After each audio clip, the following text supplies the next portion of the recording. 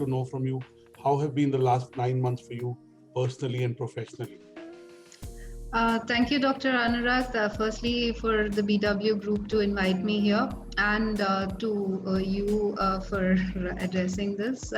So it's been an interesting journey during this COVID times for our governance as such, because these are unprecedented times. We have faced challenges which we normally do not anticipate, have never anticipated or even thought about.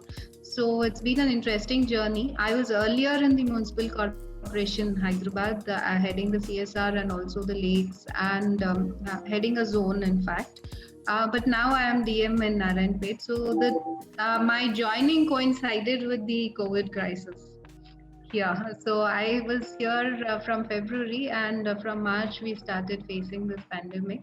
So we have had different challenges and different learnings from this system, because we were thinking on the feet, and we were going as per protocols changing time to time, and how we were responding time to time. So managing a district, and I have a specific problem in this district. We are on the borders of Karnataka and Telangana. So I had a lot of in-migration once the crisis started. So that was a challenge to manage, and we have now we are standing on our feet after that. So that's the starting, I would say. Thank you so much. Clearly these are literally unprecedented times, and again, the nature of your job is that it involves consultation with the public, with other stakeholders. Now, of course, over the last 8-9 months, it would have become contactless.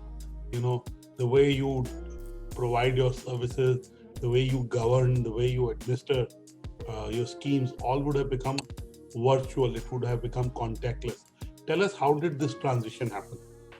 So actually, in Telangana, we have the system of meeting public on Monday.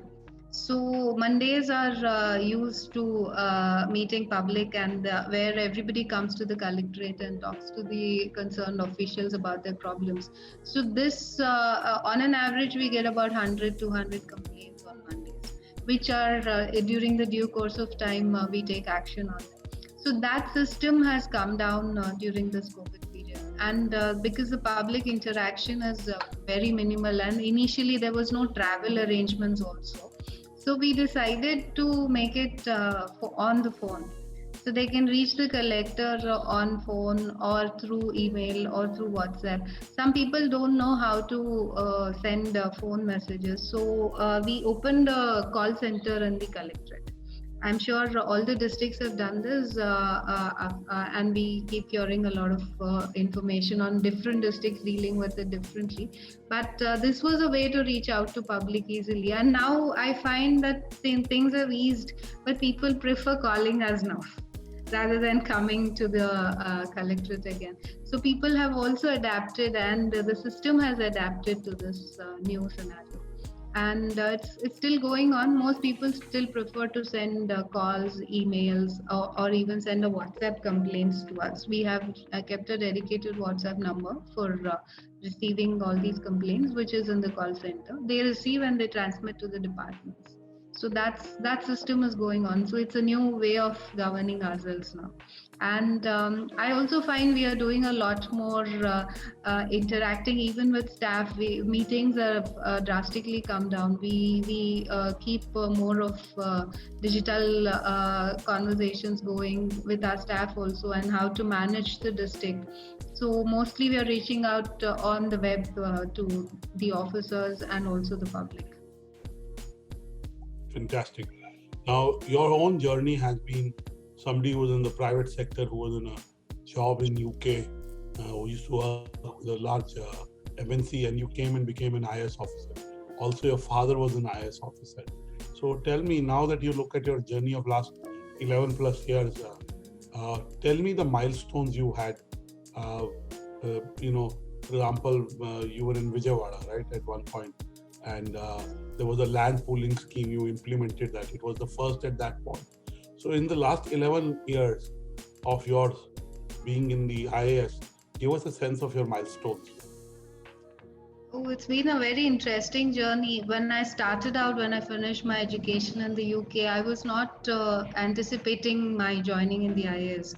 But then, as I went through my private sector job, I realized that I needed a lot of diversity, which I had seen in my father in his career. So I thought this is a job which will give you some satisfaction at the end of the day.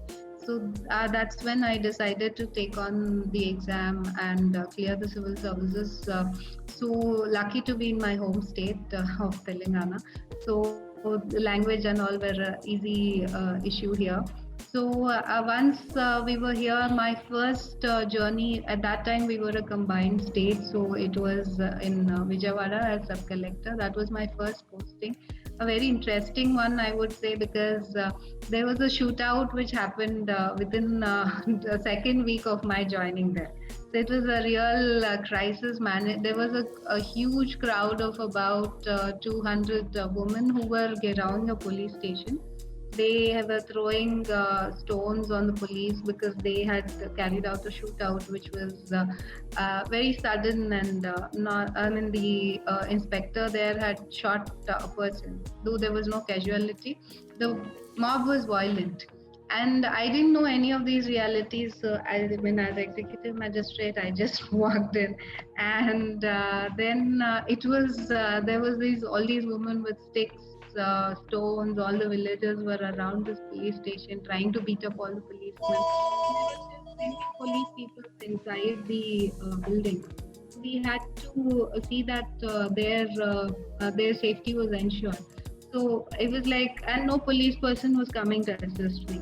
So I was literally alone, but then we went out into the crowd. I started talking to the women. There were a lot of women there. Sat with them, listened to their problems, and kept the conversation going for about 3-4 hours. And then the crowd calmed down. And then we had forces coming in, the other officials coming in. So everybody supported. So that was the kind of thing you face. And again, like you mentioned, another challenge was the land pooling. In terms of governance, that was a big challenge because this was the first urban area. Vijayawada is a city, and this is the first urban area which had gone for land pooling to build housing scheme. So there were a lot of challenges. It was this idea kept going on for 3-4 years, and then we brought it to fruition. So people, and then it became the model for the other land pooling schemes across the country. It was one of the successful land pooling schemes where some land was given for poor housing and also some for urban conglomerate, where all the facilities were developed by the municipal corporation for the layout. So this kind of a scheme has been adopted by various urban planning bodies across the country after that. And since land is such a scarce resource and government land is not available these days, so these kind of models stand as good examples of further development which we think of. So that was a good learning experience, I would say. And then I moved on to the Municipal Corporation of Hyderabad, wherein again we had a lot of different challenges. Hyderabad was a bigger city. I was taking care of a part of the city, which was the Cyberabad area, where all the IT industry is there. And then every day is a challenge you are on your feet, trying to sort out all the civic problems of that area. So it's been an interesting journey, and I would say each day has brought in new experiences. So one day it is tackling a law and order challenge, like I told you. The other day it's planning for a city and taking this forward. So this is definitely civil services has kept it interesting. Thank you so much, Ms. Dasari. Now, clearly, the nature of governance has changed. It has changed because, the expectations also from policymakers and bureaucrats have changed. Tell us, in your last 11 years, what is the shift you've seen in terms of the public expectations from an administrator like yours and others in your service? Has something changed in the expectations, and how are administrators like you keeping pace with that? I would say every day is changing, in fact, because people now are very aware of their rights. They know what they want, and they are expecting us to solve their problems immediately. So sometimes we also face the challenge of some of these problems not being addressed immediately. So they have think that they have the thinking that things are not moving, but there are circumstances where we cannot take a very quick decision in some instances. But there is lot of public awareness, and they are a lot of them are asking us on the go.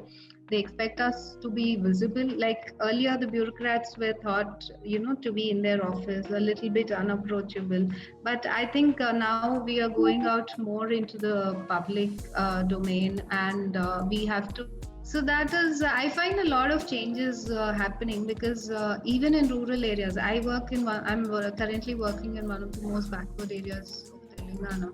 And here too, people are a lot aware of what they need to get from the government, and they are constantly demanding for their rights. So it is our task now. We have to rise up and meet their expectations.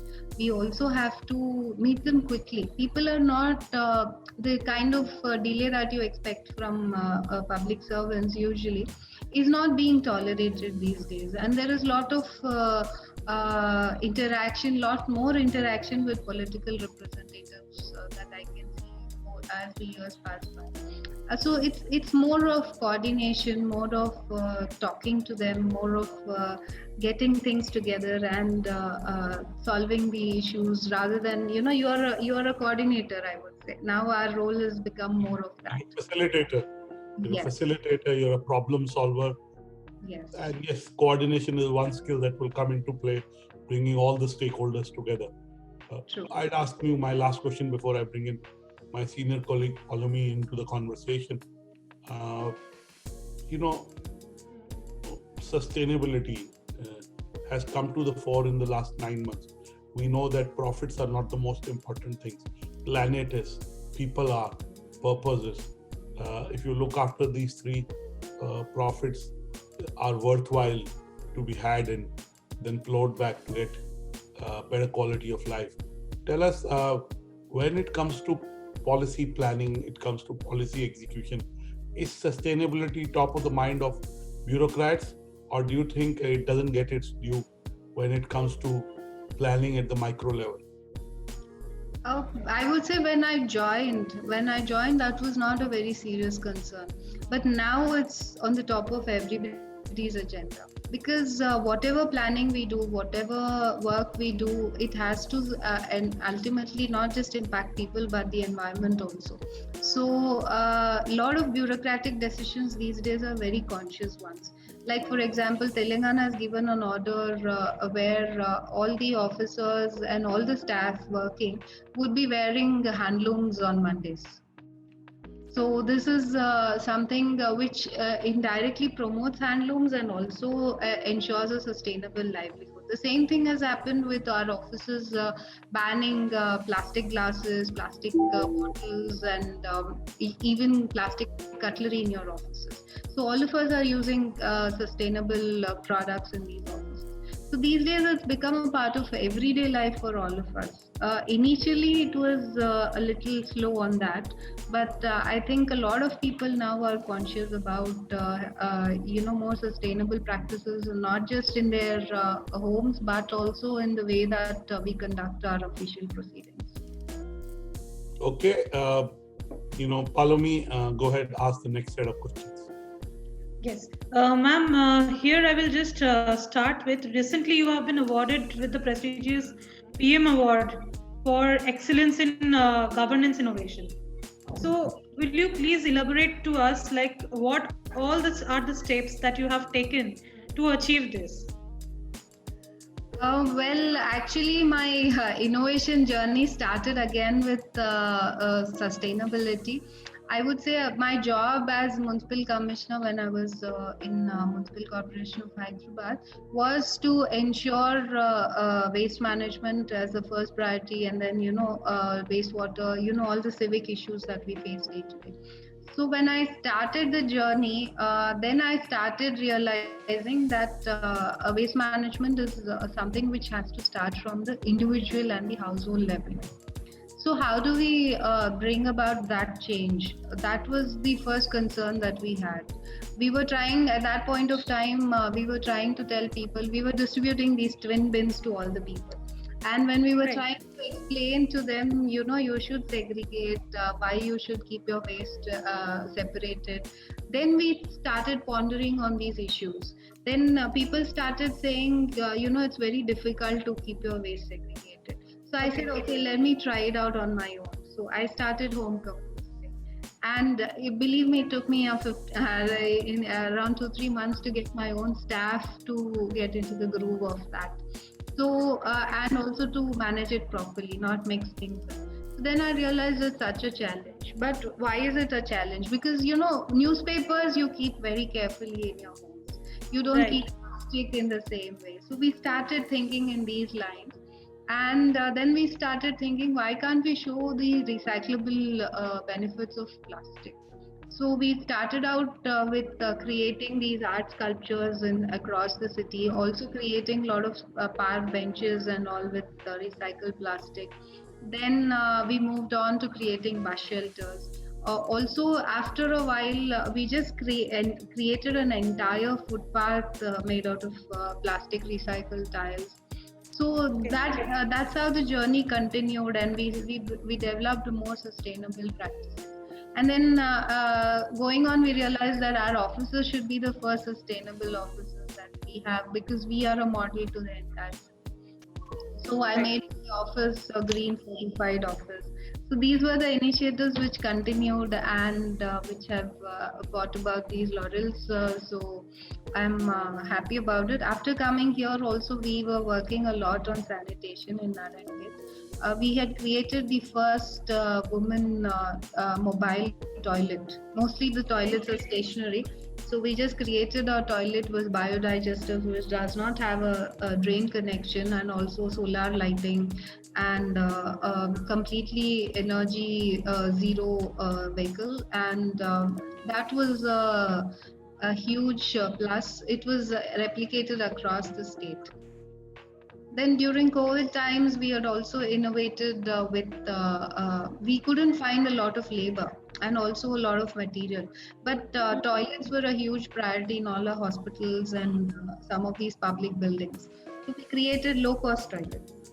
We just made them out of cement rings and just piled them on top of one another. It just took us 3-4 days to get these toilets going. But that also became a very nice sustainable model which is replicated across the country. So there are methods or there are ways, like recently we had one session with Indore CEO, Indore Smart City CEO, who was talking about carbon dioxide, CO2 credits or carbon credits, from which they have earned a hefty amount, say about 50 lakhs. So is there some ways, or do you see that there are some methods that same thing can be done with the waste that India or states in India generate? I mean, credits from the waste. Yeah, we can do that. Actually, now a lot of companies or private companies are also giving out plastic credits. If you've heard about this concept, so plastic credits is something which we can think about similarly to green credits. So if a company, let's say a bottle manufacturing company or a Tetra Pak company, which uses a lot of Tetra Paks, can take them back, like a milk packet, this thing. You can have a discount on your next purchase. Okay. So this is already on the roll, or it is yet to come up? Some countries are already using it. Mostly the Nordic countries have started the system, and there are also waste supermarkets elsewhere, and we have come across. So that's a very interesting concept where people can come with their plastic waste and exchange their waste for any usable household product. Okay. So like sofas and kitchenware and all these things. These are things which have started. In India, I'm sure we have, you've heard about these exchanges where we have opened cafes in many places in the country where people bring plastic waste and then they are given a free meal. So this is something which we have experimented in Hyderabad also. Acha. Ma'am, you are known for your good governance or green governance measure since the times when you were in GHMC as an additional commissioner there. Would you please elaborate to us how has been the journey to embrace as the green governance in the city?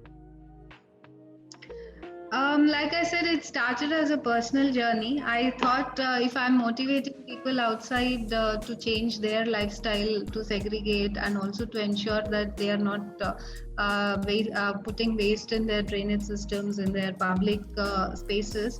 So how do I motivate them? So I started with myself. That was how I started home composting, and then moved on to segregating myself. But it's been, I would say Hyderabad has been a very receptive city in that scenario.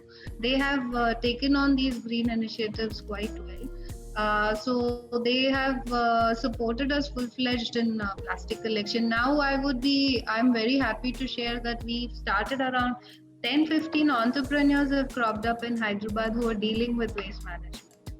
So they collect all the recyclables from homes, and this is a huge step, I would say, because we've created a genre of entrepreneurs also who can work on this initiatives.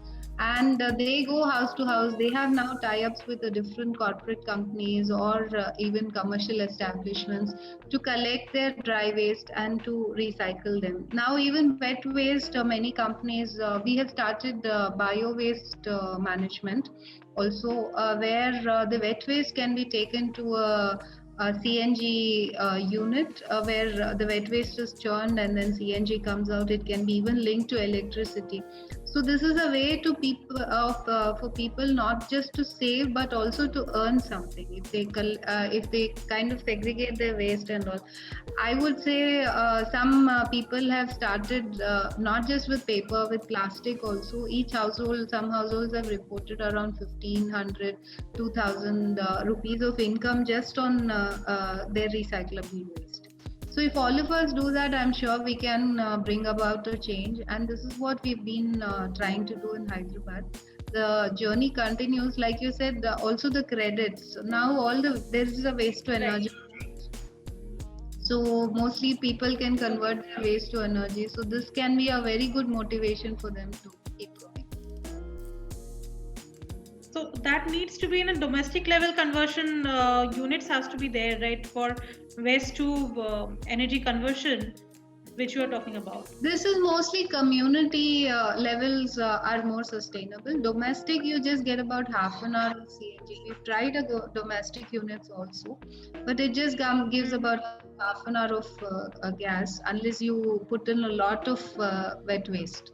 So if it is at the community level, nowadays you have apartment complexes, you have villas and group living. So in these places, it's ideal to have these kinds of setups where you can be a completely green community. Okay. My last question, or maybe last one question before the last. How has Narayanpet dealt with the situation? We have recently read about an interview where you have told the media that COVID-19 Narayanpet is not having any COVID-19 patients or any person there. So how has the city dealt with the same situation? For the first 3 months, our district was completely COVID-free when the COVID pandemic started, because we were very strict on border controls and also about strictly checking all the people who were coming in. So we adopted a very proactive approach in terms of we involved the sarpanches of all the villages. They were elected representatives in all our villages.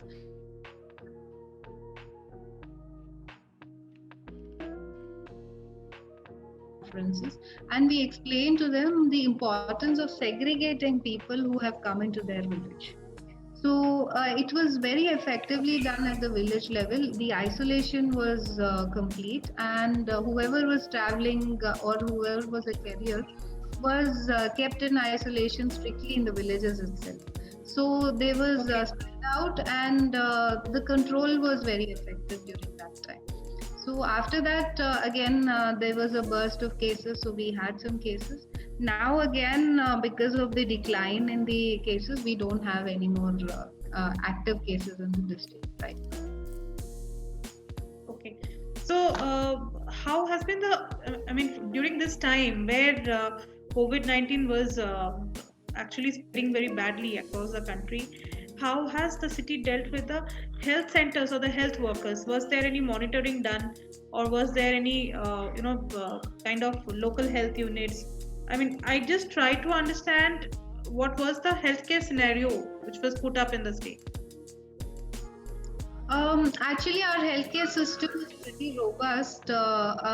We have the district hospitals, and then we also have divisional hospitals, which are the CHCs, community health centers. And Okay. all, at least for 10-15 villages, we have a primary healthcare center. Okay. At the village level, we have the Ashas and the Anganwadi teachers, and also the A&M workers who are all trained in healthcare management. So we used all this setup. Apart from this, we have very robust Panchayat Raj institutions. We have Panchayat secretaries, we have sarpanches, we have also ward health committees.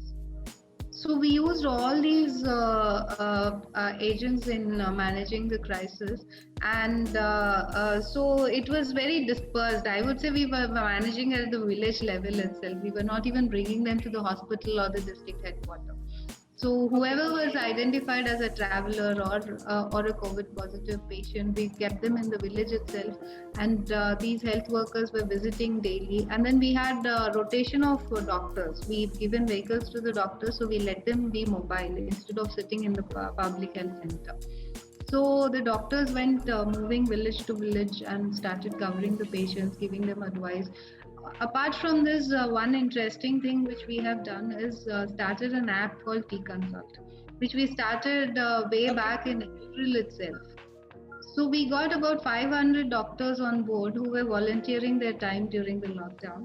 And whoever was a COVID positive patient or a patient in contact with the positive patient, we kept monitoring their health on digital apps also.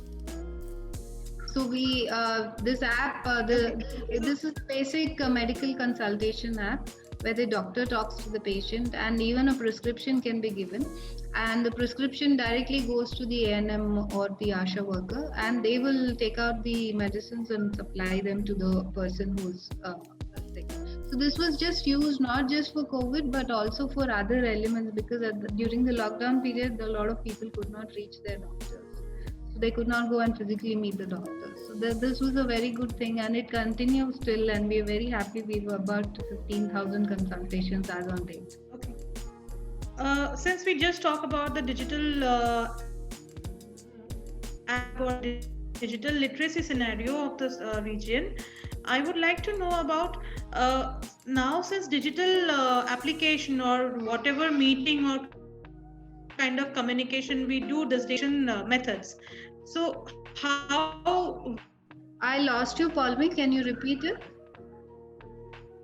Yes, I am asking how well are the people of Narayanpet well equipped with the digital connection scenario?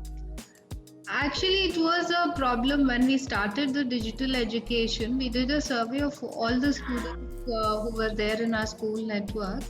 And when we were trying to reach out to the digital education, we realized that about 4,000 of them did not have access to mobile phones. Okay. So it is not as bad as it is there in many places where you see people climbing water tanks and all these. Ours is basically a flat district, so we did not have many issues of connectivity. But we had problems of children not having access to mobile phones or home computers.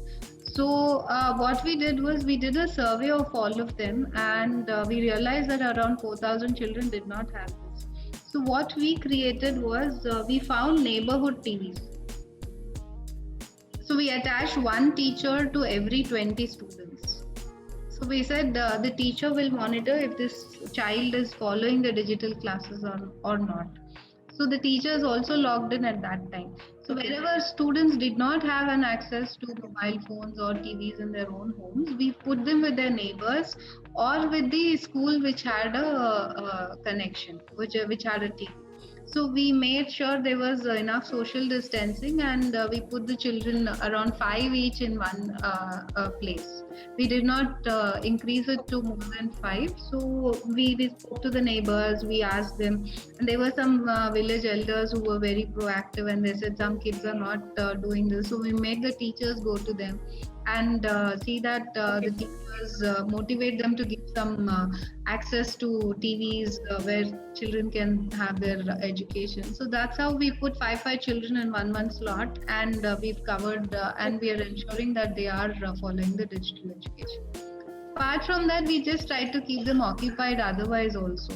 We're working with Speak Macy, and we're working with a couple of organizations who are giving free digital cultural education also, like free painting classes are happening. Also, many children are learning coding in Narayanpet. I would say it was still a surprise to me also. Given the backwardness of this place, when we started teaching them coding, it was I thought, will they adapt to it, because they're not even aware of the basic computers and things like that. But when we started teaching them, we realized that there is a huge potential here. They started making programs which are games which are farm based, which are in the village, these kind of things they started doing. So we were very happy to do that. Around 400 children are trained in digital coding skills. So for this, we have recently been awarded a Scotch Award also on this project. So it's I would say a very successful story, at least in terms of digital education for us. Very sorry, ma'am. It was a tech glitch. There was a network issue here.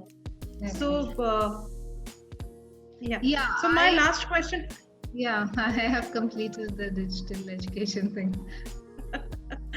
Okay. My last question for the day today is what is Narayanpet doing for skill development for developing jobs in this region?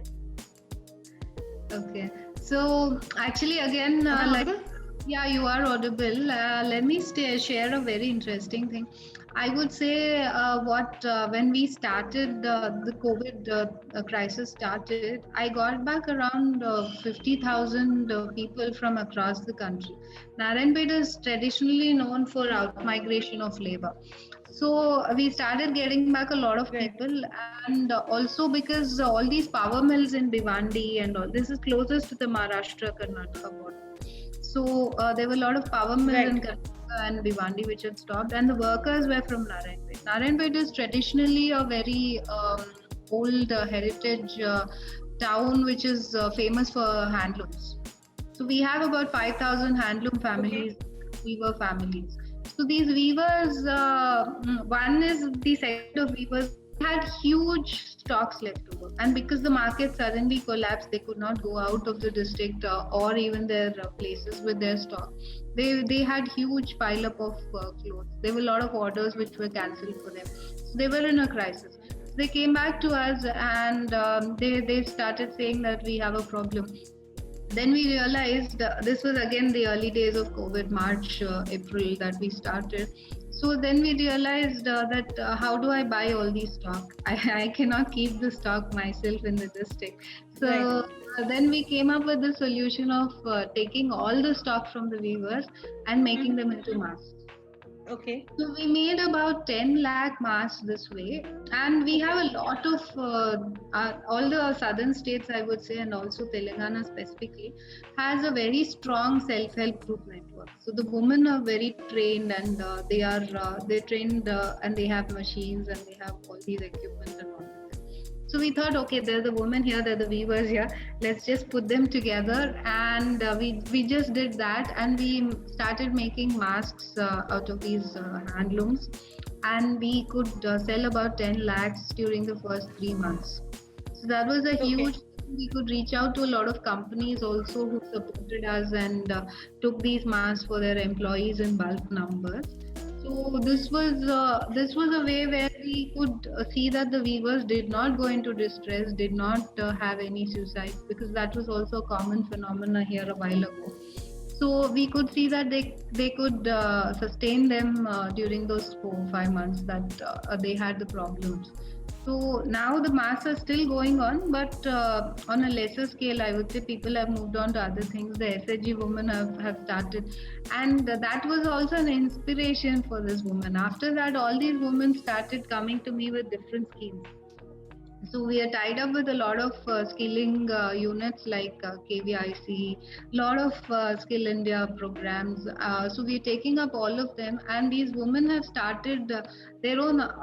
We have 10 women entrepreneurs from this state who are selected by the German government to develop their entrepreneurial skills and start industries here. So that is a big step. 10 women starting their own industries in a place like such a backward area is also a kind of motivation for us to keep going. So this district is going very strong in skilling, I would say.